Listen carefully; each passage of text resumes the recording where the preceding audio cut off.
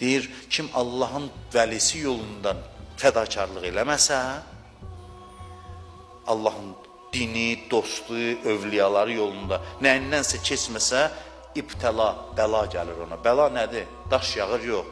Onda canfəşanlıqla başlayır Allahın düşməni yolunda fədakarlıq eləməyə. Heç nə qazanmadan təsəvvür edin, düşür bu xəttə. Bu xəttə düşür və bu şəkildə xidmət eləyir. Haradasa dinə nəsə lazım idi, xərcləmədin, onu Allahın düşməninə aparacaqsan, xahişlə, minnətlə verəcəksən. Bunu bil. Qabaq düşmədin sən.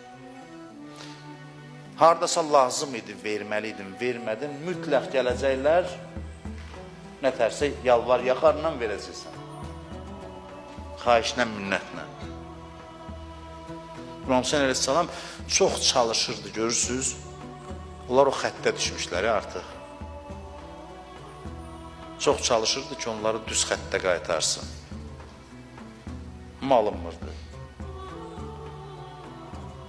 Onlar niyə o xəttə düşmüşdülər? Bunu deyim, bitirim, keçmişdə demişəm.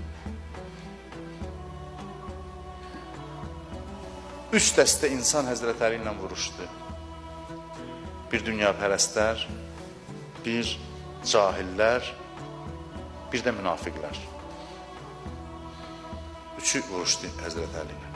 Bir dəstə qalmışdı Həzrət Əlinin yanında olub ona lazım olan dəstəyi verməyənlər. Bir insan Əlinin yanında olur, amma Əli onun qəlbini ovlaya bilmir, özünə aşiq eləyə bilmir. Bu böyük cinayətdir. Bunun cəzası olur ki, o dəstə gəlir Kərbəlada İmam Hüseyni şəhadətə çatdırır. İnanın, xahiş edirəm, tarixi dəqiq mütaliə edin. Onlar xəttə düşmüşdülər. Onlar bilmirdilər, hadisələr birdən cərəyan elədi, gördülər əlində qılınc İmam Hüseyni öldürürlər. İnanın, onlar 5 il, 3 il, 2 il, 1 il ondan qabaq təsəvvür eləyə bilməzdilər. Tarixi dəqiq mütaliə edin. Onlar analarının bətnindən düşmən doğulmamışlar. Onlar heç cürünə ehtimal verməzdilər. O xəttə düşdülər. Nə idi günahları? Günah buydu ki, Həzrət Əlini görəsən, onu sevməyəsən. Həzrət Əlini görəsən, ona kömək eləməyəsən, ona dəstək olmayasan, onun nəticəsi.